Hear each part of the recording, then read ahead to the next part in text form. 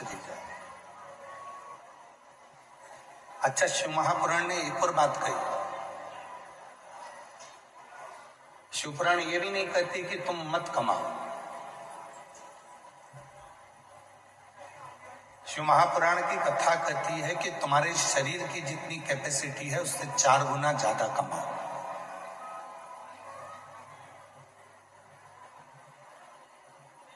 शिव महापुराण ये भी नहीं कहती कि आप किसी नदी के तट पर जाकर बैठ जाओ। शिव पुराण तो कहती है अपने कर्म में लगे और जितना बन सके उतना अपना कर्म करो।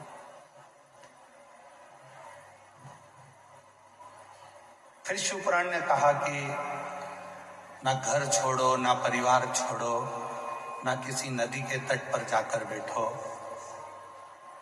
घर से बड़ा, परिवार से बड़ा कोई आश्रम नहीं है। उस गृहस्थाश्रम में रहकर शिव को एक लोटा जल चढ़ाकर उस परमात्मा के ऊपर दे।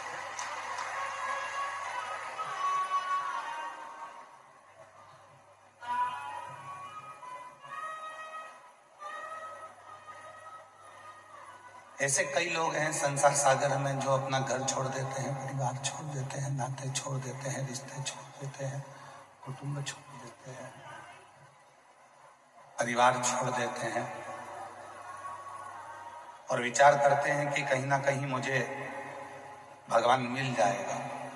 और भगवान कहते हैं कि शिवजी कहते हैं नंदी से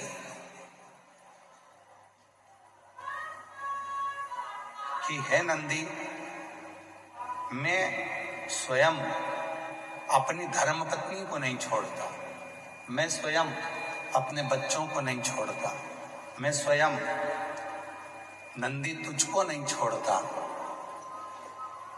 मैं किसी को नहीं छोड़ता। तो मैं क्यों कहूं कि तू अपना घर छोड़ के, परिवार छोड़ के, रिश्ते छोड़ के, नाते छोड़।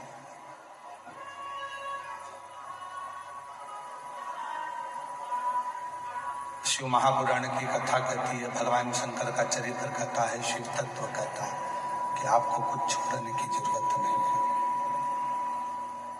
कुछ नहीं छोड़ना है। आपको तो केवल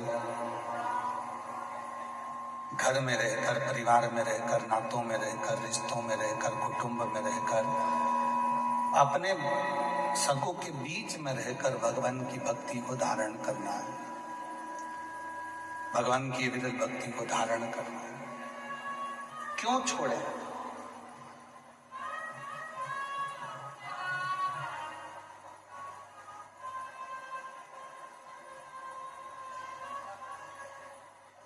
सतयुग,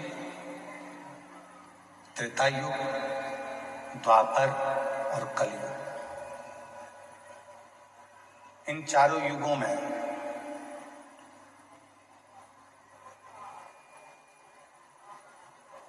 कौन श्रेष्ठ था? किनकी कीमत होती थी? आवाज सेट करते बाबू, सेट नहीं है, बाहर का रिटर्न ज्यादा आ रहा है।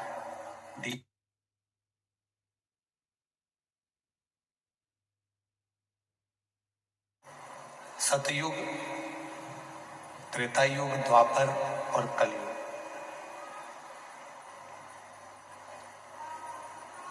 किनकी कीमत श्रेष्ठ है? तो कहा जब सतयुग था तो भक्तों की कीमत थी।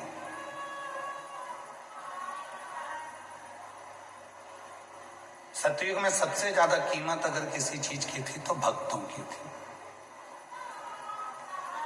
प्रहलाद, ध्रुव,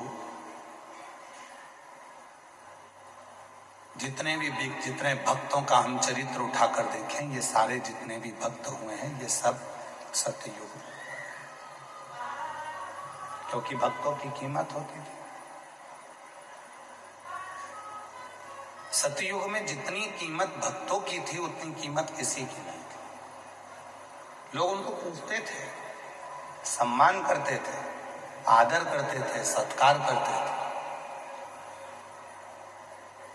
सतयुग में भक्तों की कीमत थी। त्रेता युग आया तो त्रेता युग में भले आदमी की कीमत थी। आंत्री ऋषि, मातंग, शबरी, जितने भी भले थे, भले आदमी की कीमत। सतयुग में थी भक्तों की कीमत, त्रेता युग में थी भले आदमी की कीमत, द्वापर में थी भक्ति की कीमत। मीराबाई, कर्माबाई, नरसिंह मेहता, नामदेव, तुकाराम, रामकृष्ण परमहंस, चैतन्य महाप्रभु, श्री रामानुजाचार्य जी, श्री निम्बार्काचार्य जी,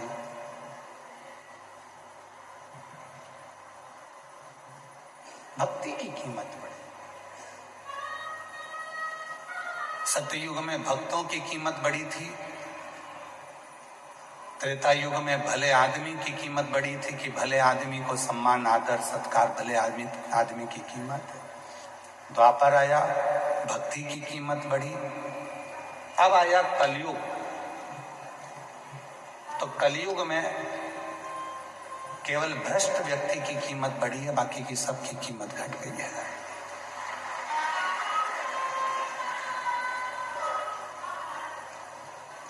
अब आप लोगों को बोलना है सतयुग में किसकी कीमत थी? जम के बोलो, भक्तों की। किसकी कीमत थी? भक्तों की। त्रेता युग में किसकी कीमत थी? भले आदमी की। द्वापर में किसकी कीमत थी? भक्ति की। और कलयुग में किसकी कीमत है? भ्रष्ट व्यक्ति की। जो जितना आडंबर कर सकता है, जो जितना ढोंग कर सकता है, जो जितना पाखंड कर सकता है, जो जितना भ्रष्ट होगा, दुनिया के लोग बस उसी को श्रेष्ठ समझ लें। भ्रष्ट है।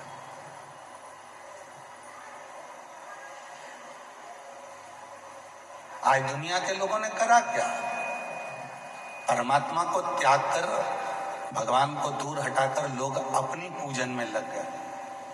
और शिव महापुराण ने इस कलिकाल में वो चक्रा घुमाया, शिव महापुराण ने वो चक्रा घुमाया कि शिव महापुराण ने कह दिया तुम किसी की पूजन मत करो, किसी संसारिक व्यक्ति की पूजन मत करो, कहीं इधर उधर आडंबर में ना फंसो, बस एक लोटा जल लो और शिव जी को चढ़ाना प्रारंभ करो और तुम्हारी जिंदगी के सारे दुख में, तुम्हारे जीवन के सारे दुख, तुम्हारे जीवन की सारे कष्ट, तुम्हारे जीवन की सारी तकलीफें तुम मिटा दो।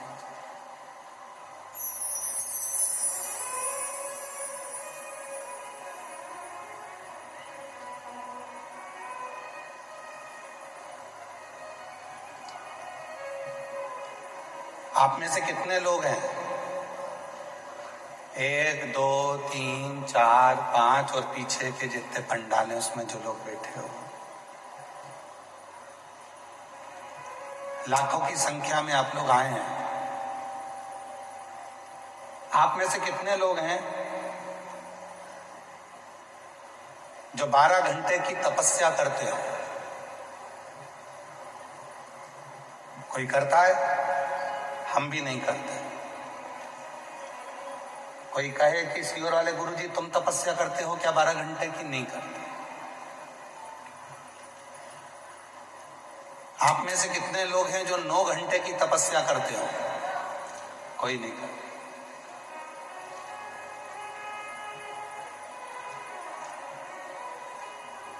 आप में से कितने लोग हैं जो कम से कम 4 घंटे की तपस्या करते हो? कोई नहीं करता। क्यों? क्योंकि कलयुग में तपस्या कम हो गई, समस्या ज्यादा हो गई। कलयुग में तपस्या कम हुई है और समस्या ज्यादा हुई है। इसलिए शिव महापुराण की कथा में श्री वेद व्यास जी ने लिखा 18 पुराण में से केवल एक ऐसी पुराण है शिव महापुराण जो बिना तपस्या के भी फल प्रदान कर कर दुनिया के लोगों की समस्या मिटा देती है। वो एक लोटा जल है। ये वेद व्यास जी।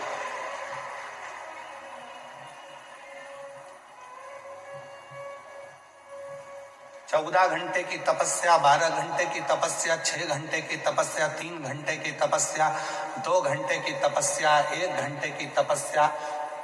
कली काल में तपस्या कम हो गई है और समस्या बढ़ती चली गई है। हर व्यक्ति के जीवन में समस्या पड़ी हुई है। दुनिया का कोई संत, कोई साधु, कोई सन्यासी, कोई तपस्वी, कोई साधक, कोई उपासक, कोई महात्मा, कोई जोगी, कोई सन्यासी, दुनिया का कोई ज्योतिषाचार्य, दुनिया का कोई साधारण व्यक्ति, दुनिया का कोई सेठ, दुनिया का कोई गरीबड़ा और दुनिया का कोई व्यक्ति आकर कह दे कि मेरे जीवन में समस्या नहीं है, तो हम मानेंगे ही नहीं। क्योंकि जो जन्म लेता है, भगवान राम ने भी अगर पृथ्वी पर जन्म लिया है तो उनकी जिंदगी में भी समस्या चली है। भगवान कृष्ण ने भी जन्म लिया है तो उनकी जिंदगी में भी समस्या चली है। स्वयं भारत की भूमि के जितने बड़े बड़े संत, प्रहलाद, ध्रुव, मीरा, कर्मा, नरसिंह मेहता, नानी भाई, जितने जितने भारत की भूमि के संत हुए, उनकी भी जिंदगी में समस्या चली, उनके भी जीवन में समस्या चलती रही।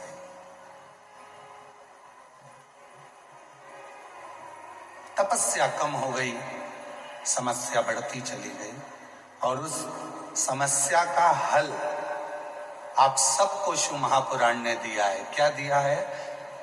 एक लोटा, जम के बोलो जरा, एक लोटा।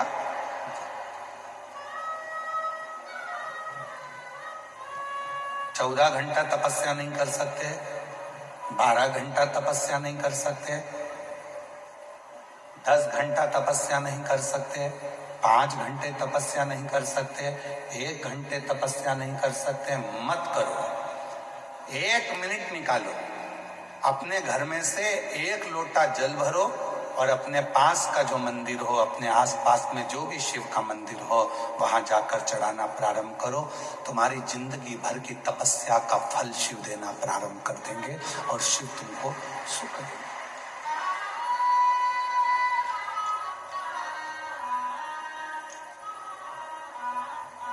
और देख लिया संसार हमने, देख लिया सब मतलब के यार हमने देख लिया।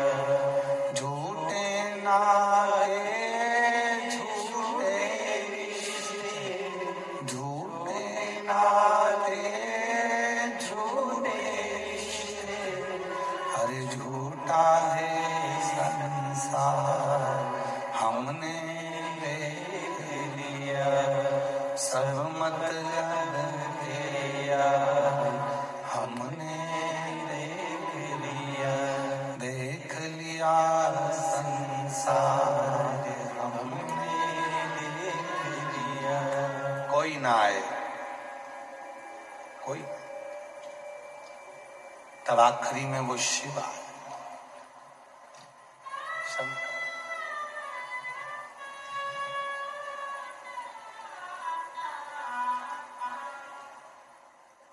जितने भी युग हुए हैं, प्रत्येक युग में शिव का स्मरण हुआ और हर युग में शिव को नीचे दबाने का प्रयास किया गया।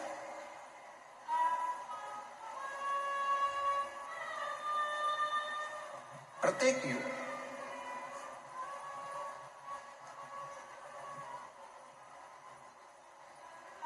पशुपति व्रत, अच्छा देखिए, श्रीमद् भागवत को उठाकर देखिए, रामचरितमानस को उठाकर देखिए, आपको वर्णन मिलेगा। राम जी महाराज ने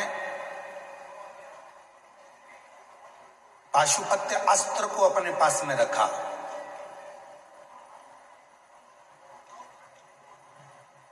श्रीमद् भागवत कथा में वर्णन आता है कि भगवान कृष्ण ने पाशुपत्य योग को अपने पास में रखा, और जब पाशुपत्य योग भगवान कृष्ण को मिल गया तो उन्होंने पाशुपत्य अस्त्र भी अपने पास में रखा।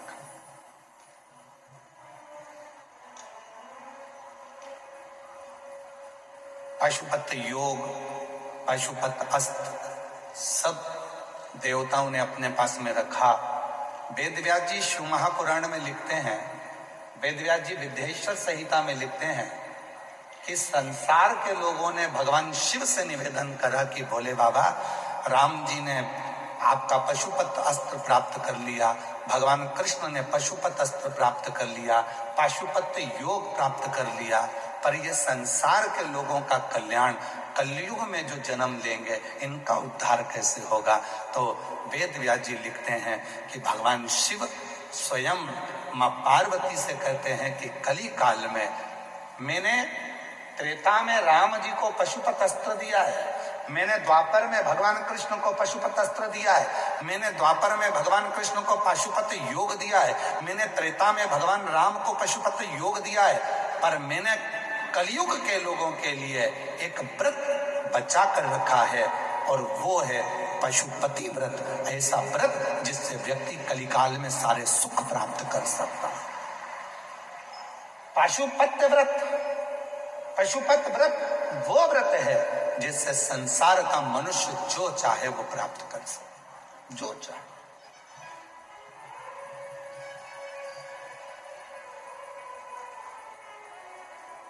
एक बहन ने एक पत्र लिखा है,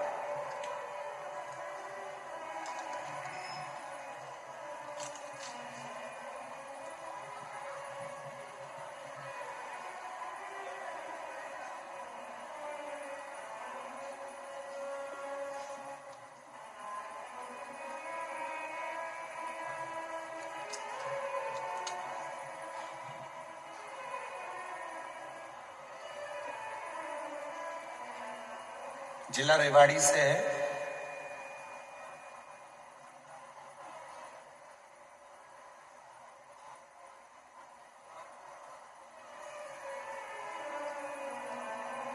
जिला रेवाड़ी पत्र जिनने लिखा है, अगर वो बैठे हों तो हाथ हिला सकते हैं और आ सकते हैं।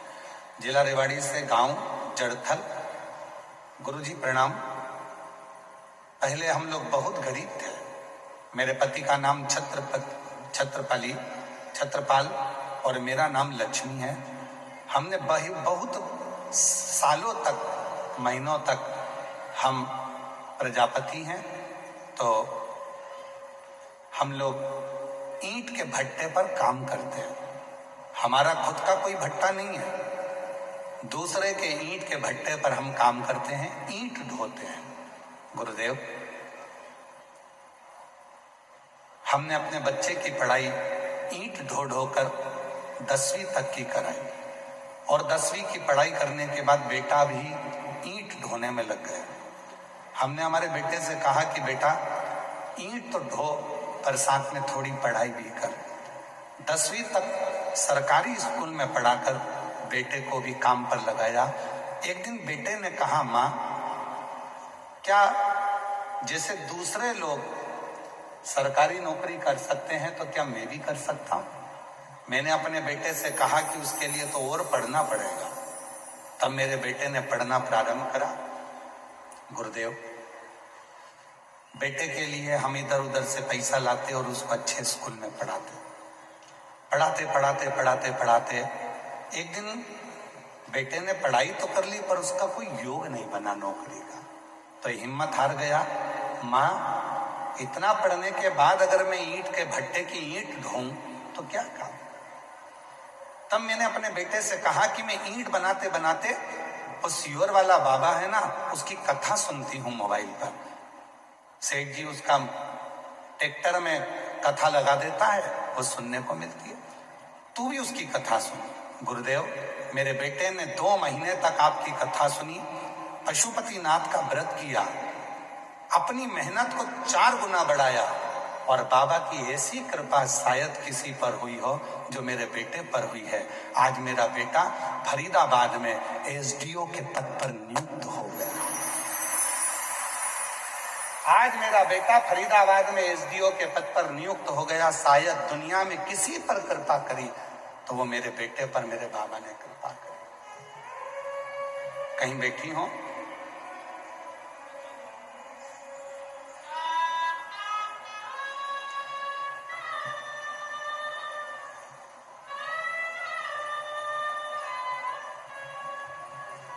गुरुजी और मेरे बाबा को मैं क्या धन्यवाद दूं। जरा पत्र को पढ़िएगा, इस पत्र की जरा ऊपर वाली लाइन का आप स्मरण करिएगा। मेरे बाबा ने केवल एक नौकरी नहीं, पत्र को पढ़िएगा, मेरे बाबा ने 3-3 नौकरी मेरे बेटे को दी है। 3-3 नौकरी दी। कोई एक नौकरी नहीं छोड़ी।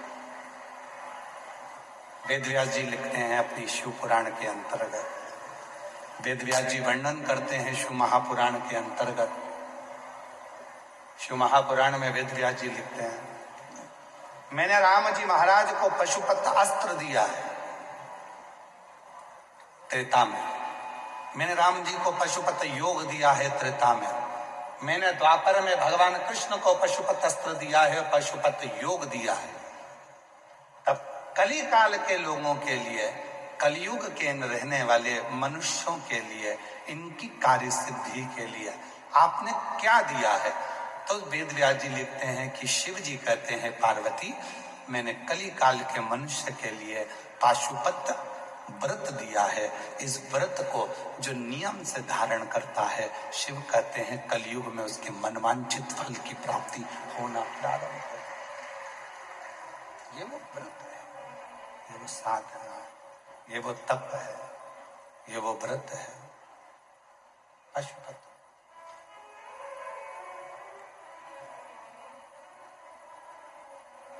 और मैंने तेरे ही भरोसे बाबा, तेरे ही भरोसे हवा बिच उड़ती जावांगी बाबा, डोर छड़ी नारे कटी जावांगी भोले, मैं तेरी भगत शंभू, मैं तेरी भगत। शिव ने दिया है, अब संसार के लोग उसको धारण करें ना करें। शिव तत्व कहता है, शिव महापुराण की कथा कहती है, भगवान शंकर का चरित्र कहता है, शिव महापुराण की कथा कहती है। शिव तत्व कहता है कि इस संसार सागर में, इस भव सागर में शिव की साधना, शिव का तप, शिव की भक्ति बार बार जन्म और मरण के प्रपंच से दूर कर देती।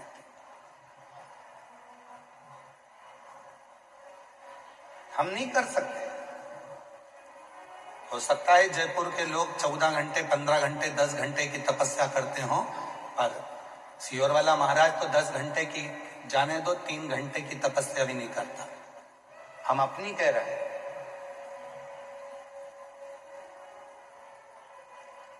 हो सकता है आप लोग तो 3-4 घंटे की तपस्या कर लेते होगे, पर हमसे तो नहीं बनती।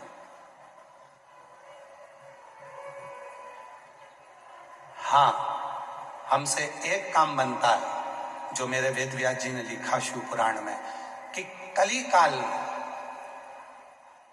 इस कलयुग में तपस्या कम हुई है, समस्या बढ़ी है, और समस्या का हल करने के लिए वेदव्यास जी ने 1 लोटा जल और श्री शिवाय नमस्तुभ्यम का मंत्र दिया है, जिसको हम जपते हैं, भजते हैं और शिव को चढ़ाते हैं।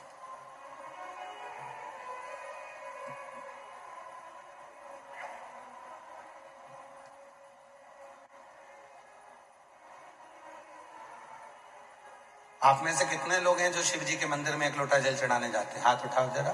सभी लोग जाते हैं? रखिए रखिए। प्रणाम आपके चरणों में। मैं नमन करता हूं जयपुर की इस पवित्र मेरी बहनों को, मेरे जीजाओं को, मेरी बेटियों को, बेटाओं को, मेरे बुजुर्ग माँ बाप को। मैं प्रणाम करता हूं आपको जो आप शिव के मंदिर में जाते हो।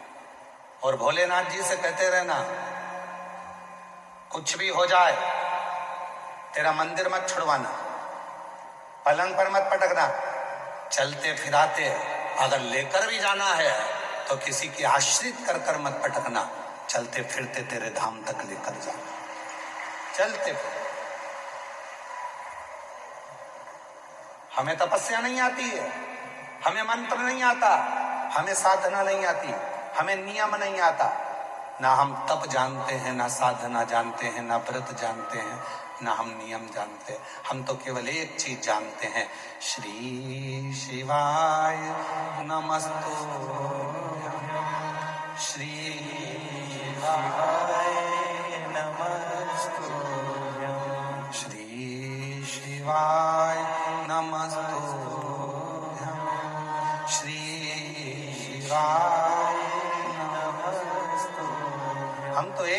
जानते हैं, केवल हम कुछ नहीं जानते, कुछ। कितनी सुंदर बात। एक बार मां पार्वती जी बैठी थी अमरनाथ जी की गुफा में और शिव जी कथा कह रहे हैं।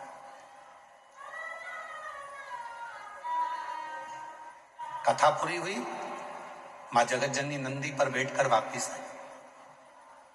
और नंदी पर बैठकर जब मां आद्य शक्ति जगत जननी जगदम्बा दुर्गा भवानी जब वापिस आई, तो नंदी पर मां पार्वती जी ने अमरनाथ की गुफा में तो प्रश्न किए, उसका उत्तर तो मिला, पर अमरनाथ की गुफा के साथ में पार्वती जी ने जब अमरनाथ की गुफा से वापस आ रही थी तो नंदी के ऊपर बैठकर फिर प्रश्न किया,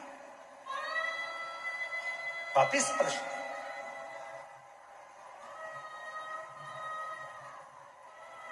और पार्वती जी ने कौन सा प्रश्न किया? पार्वती जी बोली, संसार के कई लोग हो सकता है कि विद्या अध्ययन नहीं करे हो, संसार के बहुत सारे लोग ऐसे हैं, हो सकता है किसी गुरु की शरणागति ना गए हो, संसार के कई लोग ऐसे हैं जिन्होंने किसी विद्यालय में पढ़ाई ना करी हो, संसार के कई लोग ऐसे हैं जिन्होंने कहीं किसी गुरु की शरणागति ग्रहण ना करी हो, किसी के उनको संस्कृत बोलना नहीं आती, उनको मंत्र बोलना नहीं आते, उनको साधना करना नहीं आती। क्या आप संसार के लोगों के लिए ऐसे कोई मंत्रों का निर्माण करें हैं जिससे संसार के लोग अगर उस मंत्र का स्मरण करें तो उनको उसका फल मिल जाए? तो शिव जी ने शाबर मंत्र का प्रयोग बताया। शाबर मंत्र जो शिव के द्वारा स्वयं प्रकट हुआ, शाबर।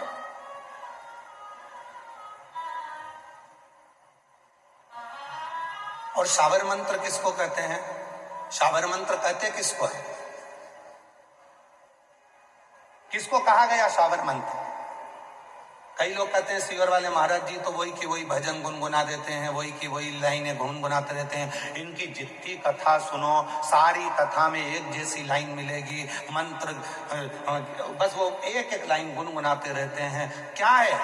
शिव महापुराण में स्वयं भगवान शंकर पार्वती से कहते हैं, दुनिया के लोगों को मंत्र याद नहीं रहेगा, तपस्या याद नहीं रहेगी, तो मैं अपनी इस अंग से शाबर मंत्र को प्रकट करता हूं। शाबर मंत्र कहते किसको है? तो शिव पुराण में वर्णन किया गया, शाबर मंत्र वो मंत्र है जिसको आप दिल से हृदय से शिव जी के पास बैठकर कुछ भी गुनगुनाओगे, वो शिव उसे मंत्र के रूप में स्वीकार कर कर तुम्हारा कल्याण कर देंगे। इसलिए उन मंत्र को आप और हम गुनगुनाते, महादेव नमन चरणों में स्वीकार कीजिए। अच्छा, दुनिया के लोगों को क्या लगता है कि महाराज जी भजन गा रहे हैं, महाराज जी भजन की लाइन गुनगुना रहे हैं। ना ना ना, इस मंत्र को ये हमारे मुख से, आपके मुख से कोई भी स्तुति निकल रही है, वो स्तुति बारंबार निकलेगी तो मंत्र का काम करेगी। आप बार बार अगर किसी को एक ही बात कहोगे, राम राम सा राम राम सा राम राम सा, तो वो मंत्र हो जाएगा। जय श्री कृष्णा सा जय श्री कृष्णा सा मंत्र हो जाएगा। श्री शिवाय नमस्तुभ्यम श्री शिवाय नमस्तुभ्यम मंत्र हो जाएगा। जब एक ही लाइन को तुम बार बार गुनगुनाइए तो वो मंत्र, वो केवल भजन की लाइन नहीं होगी, वो शंकर का शाबर मंत्र बन जाता है। महादेव नमन चरणों में। इसलिए आप लोगों से भी कहते हैं, आप भी बोलिए, स्वीकार कीजिए सबका किया है, मेरा भी उद्धार कीजिए, उद्धार कीजिए। तो कहा, फिर वर्णन आया, पार्वती जी ने शिव जी से कहा, सारे मंत्र पुराणों में लिखे होंगे, सारे मंत्र पुराणों में मिलेंगे, क्या शाबर मंत्र कहीं लिखा हुआ मिलेगा? तो शंकर भगवान ने कहा, नहीं पार्वती, शाबर मंत्र वो मंत्र होता है, मेरा बिना पढ़ा लिखा भक्त, जिसको ना मंत्र आए, ना तपस्या आए, ना साधना आए, ना व्रत आए, वो भक्त जब मेरे मंदिर में आकर मुझसे कुछ भी बोलता है, मैं उसको स्वीकार कर कर मंत्र समझकर उसकी झोली भरना प्रारंभ कर देता हूं। उसकी जो जैसी भावना वो वैसा ही फल पाया, नहीं खाली उसे लौटाया, वो मन ही मन हर्ष शाबर मंत्र क्या? तुम्हारे मन से जो बात शिव महापुराण की कथा में, भगवान शंकर के मंदिर में, शिव जी के साक्षी में, गुरु के साक्षी में जो निकल रहा है वो शाबर मंत्र ही है। और उस मंत्र का प्रभाव कितना होता है कि दुनिया के लोगों का काम शिव पुराण की कथा में पहुंचते हैं, 7 दिन की कथा बैठकर सुनते हैं, बाबा से प्रार्थना करते हैं, और दुनिया के लोग कहते हैं हमारा ये काम हो गया, 3 महीने में बाबा ने हमारी सुन ली। क्यों सुन ली? क्योंकि आप सब इस कथा में बैठकर शाबर मंत्र को गुनगुनाते हो, शिव के उस मंत्र का स्मरण करते हो, दिल से प्रार्थना करते हो, और जब जो प्रार्थना करी जाती है वही मंत्र हो जाता है, और उस मंत्र को शिव स्वीकार कर लेता है। शिव स्वीकार। एक पत्र है, अच्छा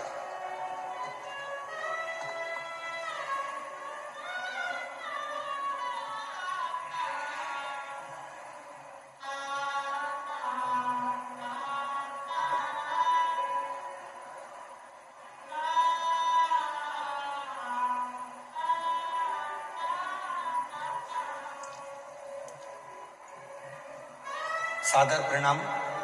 मैं सरोज देवी, जिला चुरू, राजस्थान की रहने वाली हूँ। कहीं बैठी हो सरोज देवी, जिला चुरू, राजस्थान से आई हैं। अगर कहीं बैठी हो तो हाथ हिला सकती हैं, और अगर कहीं बैठी हो, किसी भी पंडाल में बैठी हो, तो व्यासपीठ के पास आकर बेलपत्र ले सकती हैं। मैं सरोज देवी, जिला चुरू, राजस्थान की रहने वाली हूँ। आपकी कथा 4 पंडाल में सुनी। पहली बार पुष्कर में, दूसरी बार सीहोर में, तीसरी बार रतनगढ़ में, चौथी बार जयपुर में, पिछली बार सुनकर गई हूँ। गुरुदेव, केवल एक नियम था, मेरी बेटी पढ़ाई कर रही है और उसको नीट क्लियर करना है, उसका नीट क्लियर नहीं हो रहा। बाबा से 5 पंडाल का नियम लिया था कि 5 पंडाल में कथा सुनूंगी, और 5 पंडाल में तो मुझे विश्वास है कि मेरी बेटी का नीट क्लियर कराएगा। गुरुदेव, आपकी कथा बिल्कुल सत्य कहती है, जो पंडाल में बैठकर मांगो वो देता है। बाबा ने ऐसी कृपा करी, मेरी बेटी ने 12th क्लियर करा और नीट का एग्जाम भी बाबा की कृपा से दिया। और आज मैं छाती ठोक कर कहूं, मेरी बेटी को एक गवर्नमेंट कॉलेज नहीं, 2 गवर्नमेंट कॉलेज से लेटर आया। मेरी बेटी को 2 मेडिकल कॉलेज में सिलेक्शन मिला, 2 मेडिकल कॉलेज से पत्र आया, एक नहीं 2। गुरुदेव,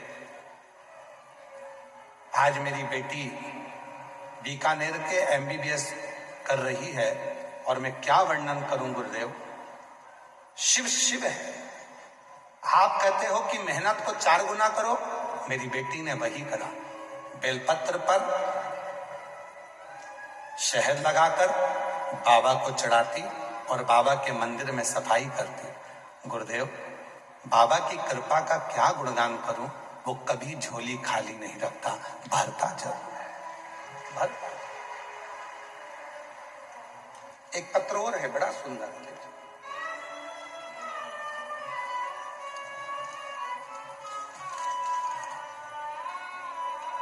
छोटू कवर, जिला सीकर।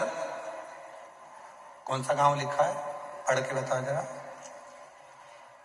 छोटू कवर, जिला सीकर, काठावा, कछावा।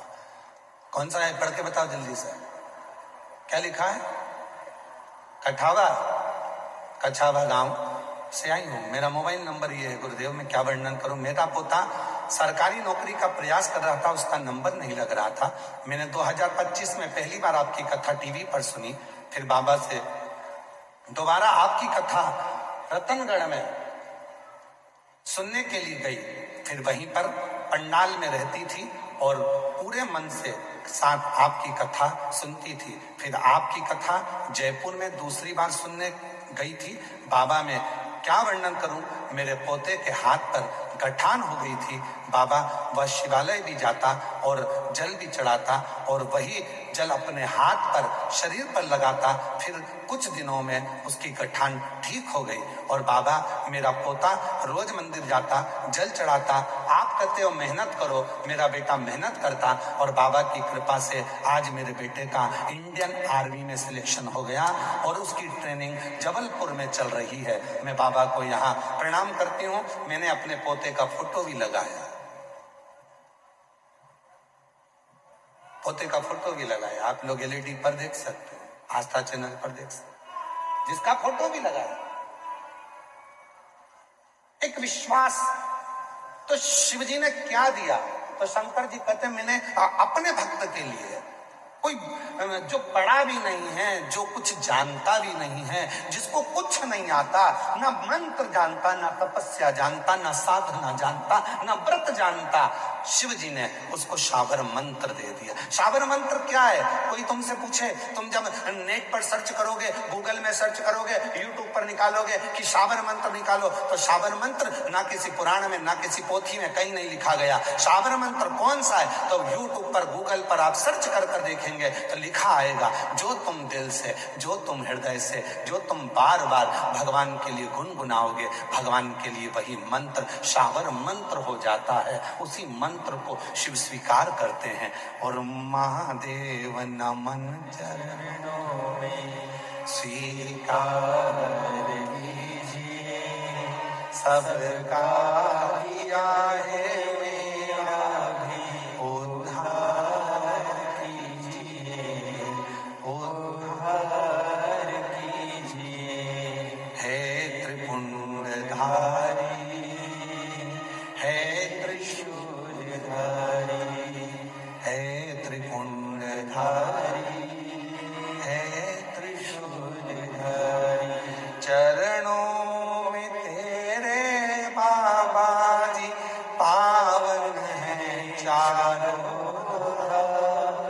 चरणों में तेरे बाबा जी पावन है चारों धाम।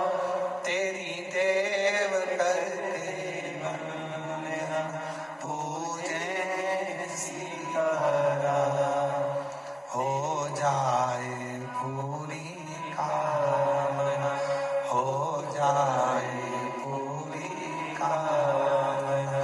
उपकार कीजिए, सबका किया है मेरा भी उद्धार कीजिए, उद्धार कीजिए। शिव मंदिर जाओ, लोटा भर जल चढ़ाओ, जो तुम्हारे मन में आए वैसे शिव को पुकारो। तपस्या कलयुग में नहीं हो सकती, समस्याएं बड़ी हैं, उन समस्याओं का हल एक लोटा।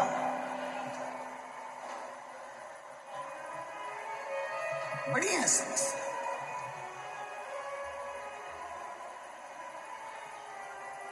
और कोई कह दे इस कलिकाल में,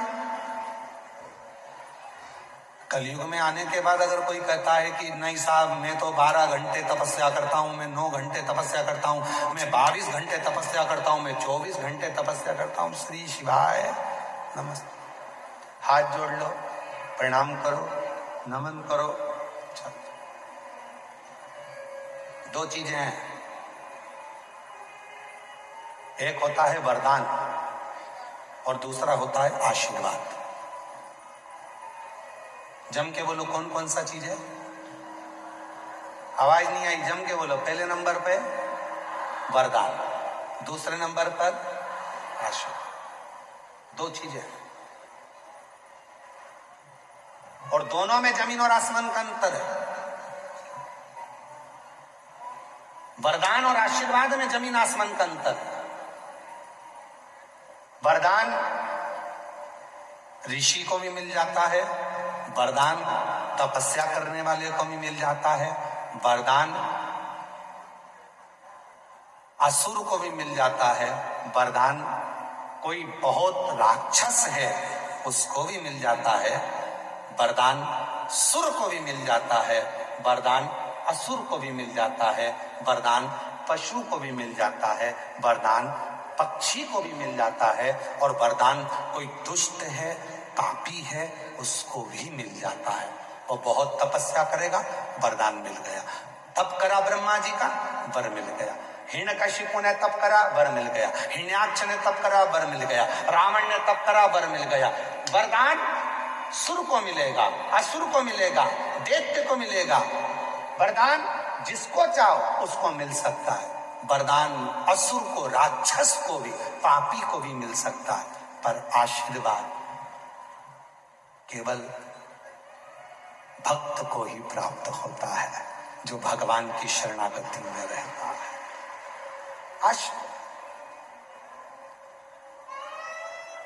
और शिव महापुराण की कथा कहती है, तुम्हारे घर में तुम्हारे बुजुर्ग माँ बाप तुमको आशीर्वाद दे रहे हैं ना, तुम्हारे मम्मी पापा, तुम्हारे पिताजी माताजी अगर तुमको आशीर्वाद दे रहा है ना, तो बड़े किस्मत वाले हो कि तुम्हें आशीर्वाद मिल रहा।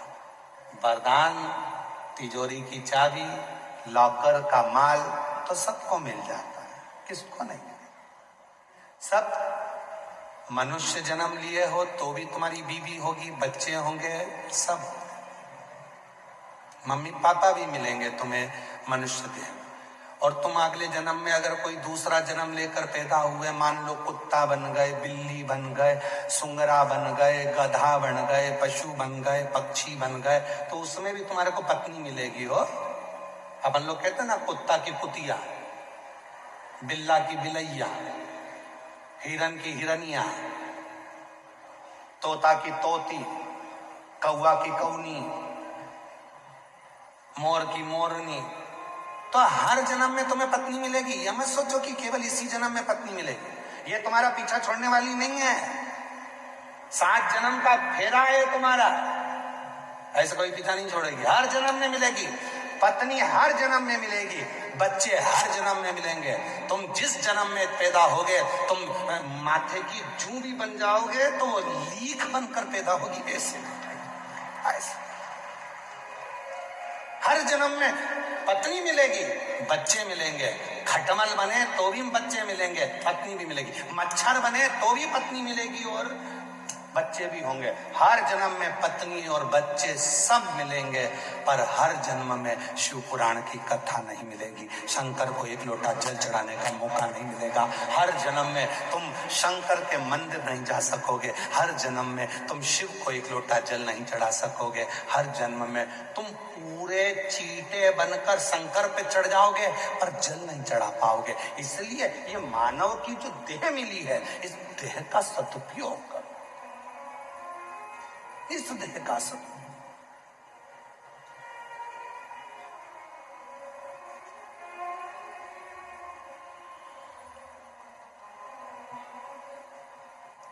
और शिव के सिवा कहीं दिल ना लगाना,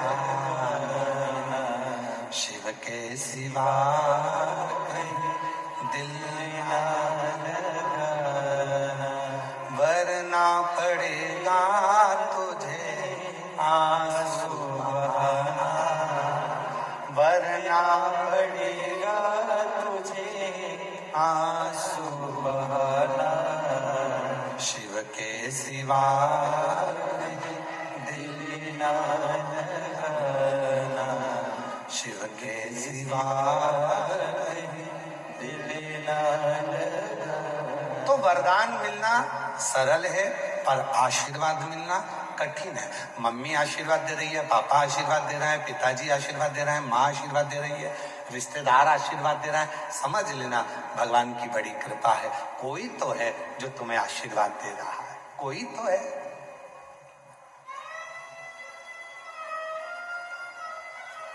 सास से खूब लड़ो, खूब लड़ो, ननद से खूब लड़ो, पर पांव पड़ना बंद मत करो। सास से खूब लड़ो, पर पांव पड़ना बंद मत करो।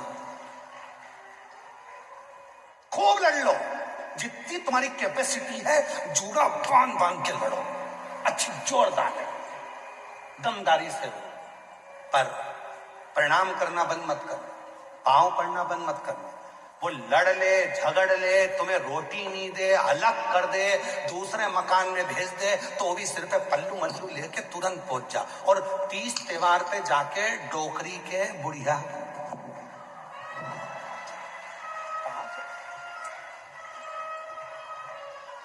क्यों? शिव पुराण कहती है कितनी भी लड़ाई हो जाए और सास के तुमने पांव पकड़ लिए, घर के बुजुर्ग के तुमने पांव पकड़ लिए, भले वो अंदर से कुड़ के गाली भी देगी ना, तो भी आशीर्वाद ही कहलाएगा। वो भी आशीर्वाद, वो बद्दुआ भी देगी तो भी आशीर्वाद कहलाएगा। खूब लड़ो, दिल से लड़ो, 4-5 पराठे खा खा के लड़ो।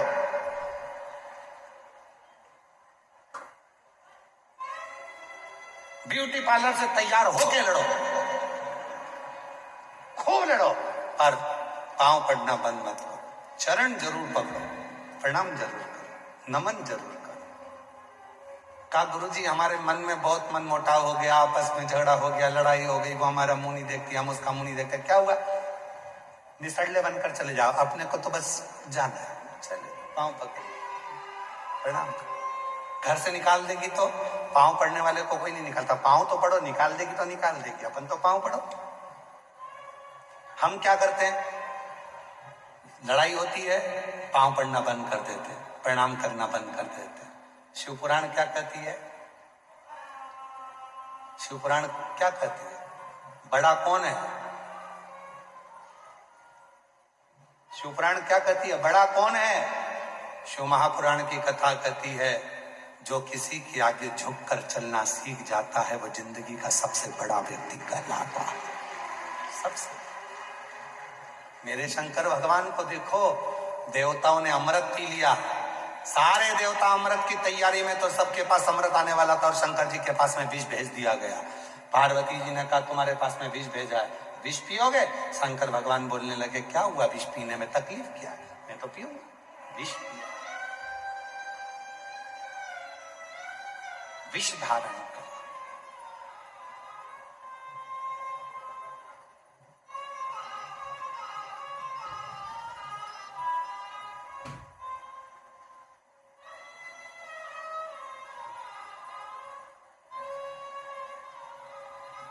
तो कहे कुछ भी।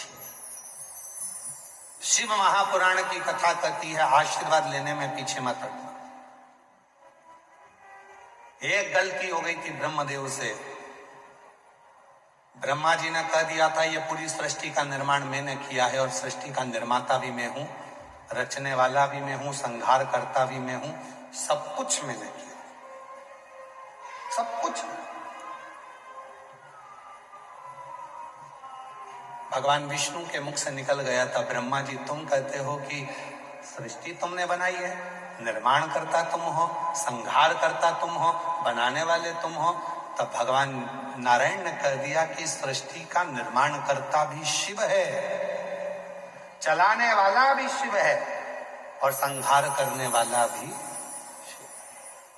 प्रभु आपकी कृपा से सबका हो रहा है, भोले आपकी कृपा से सबका हो रहा है।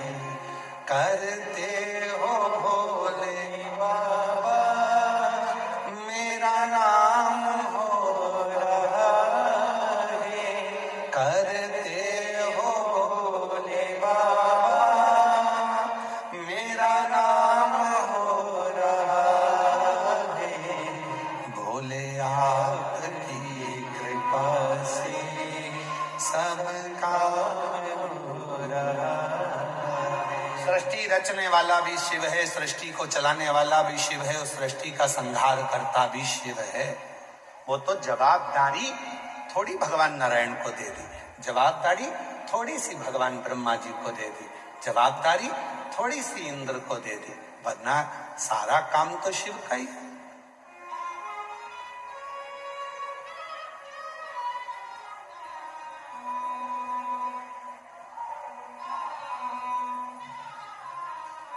एक बहुत प्रश्न है, सुंदर प्रश्न है, उत्तर दीजिएगा जरा, ठीक है? सभी लोग उत्तर देना। किडनी जरूरी है, लीवर जरूरी है कि श्वास जरूरी है? जम के बोलो जरा। श्वास। श्वास ही नहीं होगी तो किडनी और लीवर का क्या खाक करोगे? श्वास कौन है? शिव। चल रही, चला रहा, पूरी सृष्टि का निर्माण करता भी वही है, संहार करता भी वही है। केवल उन्होंने दे दिया, नारायण आप ये कार्य करिएगा, ब्रह्मा जी आप ये कार्य करिएगा। मैं ज्यादा कार्य नहीं कर सकता क्योंकि मैं तो अपनी मस्ती में रहता हूं, अपनी मस्ती। आप ये कार्य करो, चलाओ, ठीक है। भगवान नारायण ने कहा ब्रह्मा जी से कि सृष्टि का संहार करता और चलाने वाला शिव है। ब्रह्मा जी मारने को तैयार नहीं हुए, और जब ब्रह्मा जी नहीं माने तो ब्रह्मा जी ने कहा कि कौन शिव? मैं शिव को भी नहीं जानता। तो भगवान शंकर और ब्रह्मा जी ने एक बड़े पर्वत को घुमाना प्रारंभ करा। पर्वत जैसे घुमा, उसने एक लिंग की आकृति धारण कर ली, और लिंग की आकृति में से आवाज आई, हे ब्रह्मा, हे विष्णु, मैं ही शिव हूं, मांगो क्या चाहते हो, क्या चाहते हो? तब भगवान नारायण ने कहा मांगने के लिए नहीं, ब्रह्मा जी आपको समझ नहीं पा रहे थे, ब्रह्मा जी आपको जान नहीं पा रहे थे, इसलिए आपको प्रकट किया। ब्रह्मा जी कहने लगे ये शिव है, ये एक गोल आकृति, पिंडी की आकृति, शिवलिंग की आकृति, ये शिव है। ब्रह्मा जी मानने को तैयार नहीं हुए कि इनका मुख कहां है, इनका चरण कहां है। और मेरी जीजियों, कई माताओं की आदत रहती है कि शिवलिंग की पिंडी में मुख देखती हैं। शंकर जी का मुख किधर होगा? इधर है, इधर है, इधर है, इधर है, किधर है? शंकर जी के 5 मुख हैं, चारों दिशा में 4, और एक शंकर जी का मुख शिवलिंग के ठीक ऊपर के भाग में। जैसे ये शिवलिंग दिख रहा है तो एक मुख इधर, एक मुख उधर, एक मुख उधर, एक मुख उधर, और जो ऊपर का गोल भाग दिख रहा है शंकर जी का एक मुख ऊपर की ओर होता है। क्यों?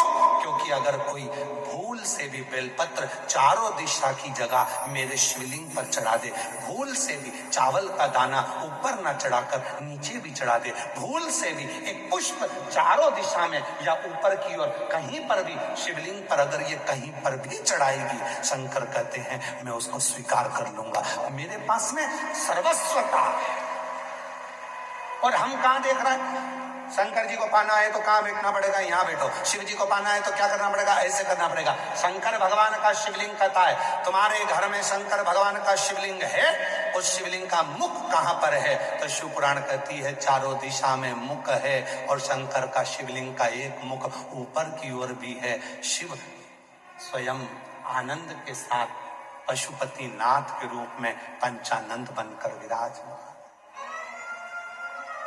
एकानंद चतुरानन पंचानन राजे, भोले पंचानन राजे। एक मुख भगवान नारायण, ब्रह्मा 4 मुख, और भगवान शिव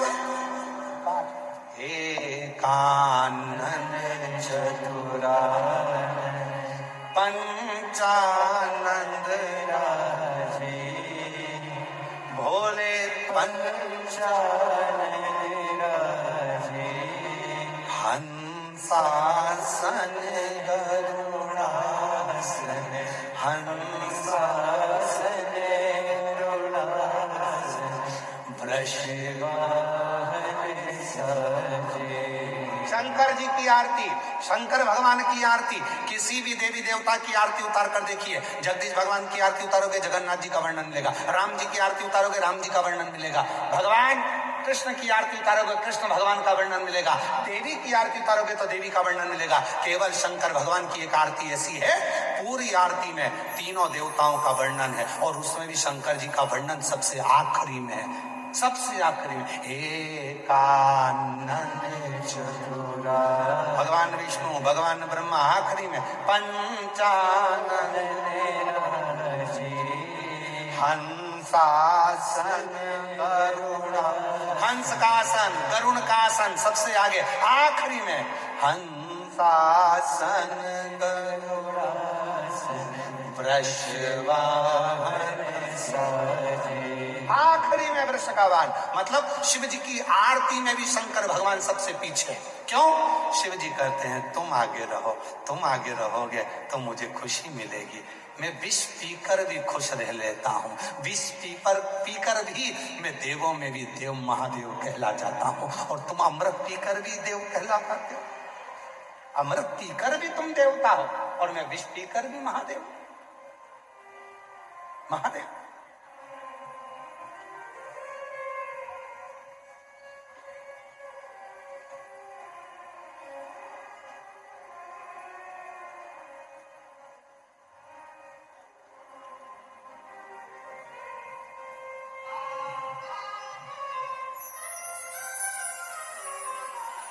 कल एक माता जी ने पत्र भेजा था, अब ढूंढना पड़ेगा। पत्र में उन्होंने लिखा था, गुरुजी आप राजस्थान आए हो, कथा में कम से कम 2-4 भजन गाना। अब मैं मेरी जीजी को क्या बताऊं कि पूरी कथा में केवल एक ही भजन होता है और उसको भी कहीं ना कहीं से घुमा फिरा कर लाना पड़ता है। 2 भजन आ जाए तो समझ लो शंकर जी ने तुम पर कृपा कर दी। और तुम अगर सोच के बैठी हो कि 3-4 भजन हो जाए तो हम बाद में गाने बजवा देंगे हो, पर कथा में भजन 1 या 2 बाबा की कृपा से आएंगे। शिव तत्व, क्योंकि पूरी कथा में आपको केवल शंकर को महसूस करना है, पूरी कथा में शिव से अपने मन की बात करना, शिव का गुणगान सुनना है। शंकर भगवान ने क्या क्या लीला करी है उसका स्मरण करना है। सास ओटले पर बैठकर, बाहर बैठकर जब अपनी बहू की बड़ाई करती है ना, और बहू के कानों में वो बड़ाई सुनने में मिल जाती है ना, तो बहू बहुत खुश होती है। शाम को खीर बनाती है, मालपुआ बनाती है सास के लिए, मम्मी खाओ। मम्मी बोली क्यों नहीं बेटी आज खीर क्यों नहीं, बस मेरा मन कर गया, क्योंकि बहू को सुनने में आ गया सास ने मेरी बड़ाई करी है। उसी तरह जिस देवता की कथा सुनने के लिए बैठे हो उसका जितना गुणगान कर सकते हो उतना गुणगान करो, और उतना गुणगान सुनो, तो वो भी तुम्हारे लिए कुछ अच्छा करने का प्रयास करेगा कि मेरा गुणगान कर, मेरा। और शिव के सिवा कहीं दिल ना लगाना, शिव के सिवा कहीं दिल ना लगाना। शुद्ध भाव से ब्रह्मा जी से कहा कि यही शिव है। ब्रह्मा जी नहीं। अब ब्रह्मा जी क्या बोले भगवान विष्णु से, मुझे शिवलिंग का चरण देखना है और सिर देखना है। कहा मुख है, मुझे वो देखना। शिव जी का मुख कहां पर है, मुझे वो देखना। भगवान नारायण ने हाथ जोड़कर ब्रह्मा जी से कहा, ब्रह्मदेव कैसी बात करते हो, शंकर भगवान के शिवलिंग में मुख देखने की होड़ मत रखो। और फिर निवेदन करूं पूरी जयपुर के श्रोताओं से, कोई तुमसे पूछे कि तुमने शंकर जी को देखा है, साफ मना कर देना कि ना तो हमने शिव जी को देखा है और ना कभी हम शिव जी को देखना चाहते हैं। शिव जी को देखना भी नहीं चाहते और ना हम शिव जी को कभी देखे। तो फिर शिव पुराण की कथा क्यों सुनते हो? तो कहना बस उसको महसूस करना चाहते हैं। हवा दिखना नहीं चाहिए, हवा तो हमारे शरीर में अंदर प्रवेश करना चाहिए। हवा दिखेगी वो ठीक नहीं है, हवा महसूस करो कि हवा चल रही है। हम तुम्हारे सामने कूलर चला देते हैं, हवा दिखाकर बताओ कि हवा कहाँ है, ऐसी चल रहा है इसकी हवा कहाँ है, पेड़ों से हवा निकल कर जा रही है, हवा कहाँ है? हवा दिखती नहीं है, पर शरीर उसको महसूस करता है। शिव दिखता नहीं है पर वो महसूस करने में आता है। जब वो झोली भरता है तो महसूस होता है कि उसने कृपा कर, उसने कृपा। एक पत्र है, अच्छा है, देखिए।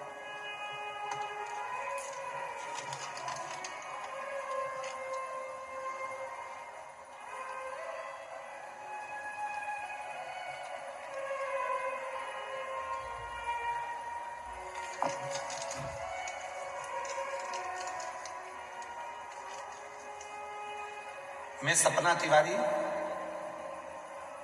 भरतपुर, तहसील भूसावर, गांव बारोली, राजस्थान की निवासी हूं। उम्र है मेरी 38 वर्ष, 38। कहीं बैठी हो तो हाथ हिला सकती है। अगर कहीं बैठी हो, भरतपुर से आई हैं, तहसील है भूसावर, गांव है बारोली। मैं सपना तिवारी। एक लोटे जल का मैं क्या वर्णन करूं गुरुदेव। मेरे पति की मृत्यु 2022 में हो गई थी। मेरे 2 छोटे बच्चे हैं। मैं बहुत दुखी हो गई थी गुरुदेव। फिर मेरी ननद ने शिव महापुराण के बारे में बताया। गुरुजी, बहुत रोती थी मैं। पति चला गया 2022 में। 38 वर्ष की मेरी उम्र है। घर में 2 बच्चे हैं। क्या करूं, कैसे भरण पोषण होगा। खूब रोती थी। तब मेरी ननद ने कहा, भाभी क्यों रोती हो? सीवर वाला बाबा कथा कहता है, तुम सुनना तो चालू करो। तब मैंने शिव महापुराण के बारे में बताया। तब मैंने कथा सुनी, मन में आया, सीहोर वाला बाबा कहता है कि कथा के पंडाल में बैठकर जो मांगा जाता है वो मिलता जरूर। मैंने अपनी ननद से कहा, जीजी जयपुर में कथा हो रही है, विद्याधर नगर में कथा थी, क्या मैं कथा में चली जाऊं? दोनों बच्चों को लेकर, छोटे बच्चों को लेकर कथा में आकर बैठ गए। गुरुदेव, आपने कथा में कह दिया था कि हिम्मत कभी नहीं हारना चाहिए। जितना बन सके मेहनत करो, परिश्रम करो, कभी हिम्मत मत हारो। महादेव को अपना बाप समझो, पिता समझो। एक लोटा जल चढ़ाने जाओ तो अपने बाप से बात कर आओ। उस दिन जो हिम्मत मिली गुरुदेव, विद्याधर नगर में कथा सुनी। 20 साल हो गए थे पढ़ाई छोड़े हुए, और गुरुजी 20 साल के बाद आपके कहने पर 20 साल बाद पढ़ाई चालू करी और 10th की परीक्षा दी। और 10th की परीक्षा दी, उसके कुछ दिन बाद बाबा ने ऐसी कृपा कर दी, मुझे नहीं मालूम कि शिव कैसे कृपा करता है। और 10वीं की पढ़ाई के बाद ही मेरे बाबा ने मेरी सरकारी नौकरी लगवा दी। मैं बाबा को प्रणाम करता हूं। क्या गुरुजी, 10th की पढ़ाई के बाद कोई सरकारी नौकरी में लग सकता है? पर मेरे शंकर ने बाप का फर्ज अदा करा। उसको मालूम था मेरी बेटी का पति नहीं है, छोटी सी उम्र में 2 बच्चों को पालेगी कैसे। और आज बाबा ने मुझे आशीर्वाद के रूप में सरकारी नौकरी दे दी। मैं बाबा को धन्यवाद देती हूं। गुरुदेव, सरकारी नौकरी तो मेरे खाते में आ गई, पर कुछ समय निकला, और कुछ समय के बाद जैसे ही सरकारी नौकरी लगी, उसका 15 से 20 दिन लगा, और 20 दिन बाद मेरे को थोड़ा सा घबराहट सी हुई, शरीर में दर्द हुआ। डॉक्टर को दिखाने के लिए गई तो ब्रेस्ट में कैंसर की 3 गठाने बता दी। ब्रेस्ट में कैंसर की 3 गठाने बता दी गुरुदेव। उस दिन से मैंने आखिरी में एक ही निर्णय लिया कि अब प्राण तो जाएंगे, शरीर को कटवा कर पिटवा कर कहां से पैसा लाऊंगी, और बच्चों का क्या होगा। तब विचार कर लिया, केवल रुद्राक्ष का जल पीऊंगी। और जो मिट्टी में पंडाल में से उठा कर ले गई थी अपनी झोली में, उसी मिट्टी को पूरे शरीर पर और ब्रेस्ट पर लगा लेती, और रुद्राक्ष का जल लेना शुरू कर दिया। उसके बाद बाबा ने ऐसी कृपा कर दी, मेरी सारी की सारी गठाने खत्म हो गई और मेरी रिपोर्ट नॉर्मल आ गई।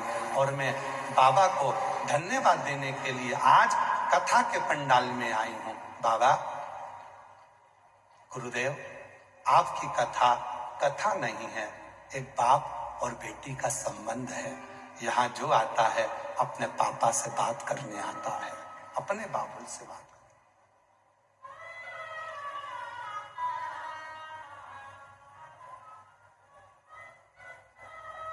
मेरा तू ही तो हमदर्द है, जिसे हर दर्द कहता।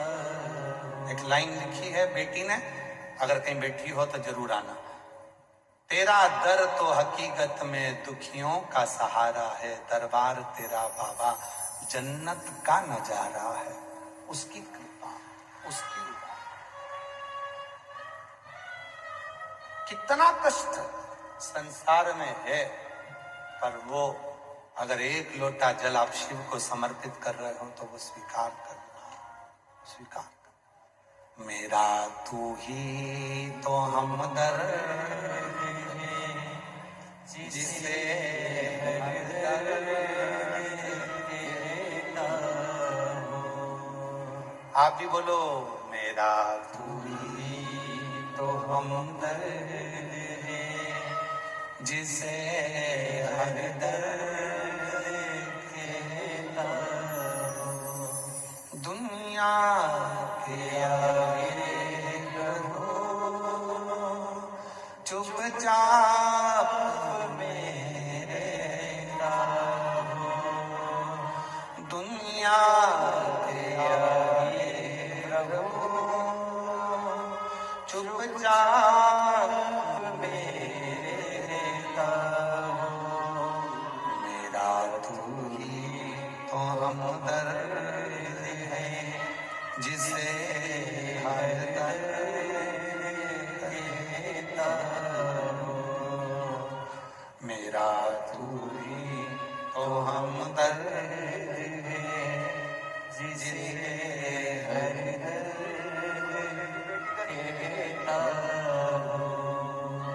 आपको बहुत बहुत बेटी का नीट क्लियर हुआ है, एक बार जोरदार ताली बजाओ। बेटी डॉक्टर बन रही है, जोरदार ताली बजाओ। साधुता है।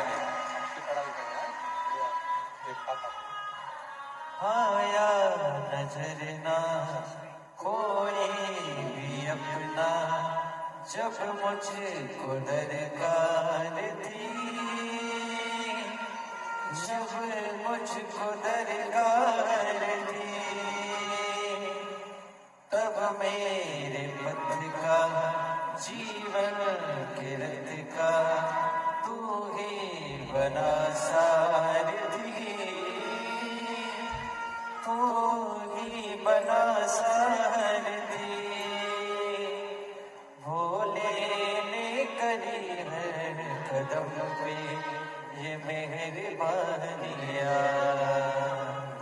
मेरा तू ही तो हमदर्द है, जिसे हर दर्द कहता हूँ। मेरा तू ही तो हमदर्द है, जिसे हर दर्द कहता हूँ। उससे अपने दिल की बात कर। कल कथा में कहा था, पहले दिन की कथा में, शिव पुराण केवल कथा सुनने का विषय नहीं है, शिव को महसूस करने का विषय। जिस पंडाल में जगह मिले वहां बैठो, सुनो।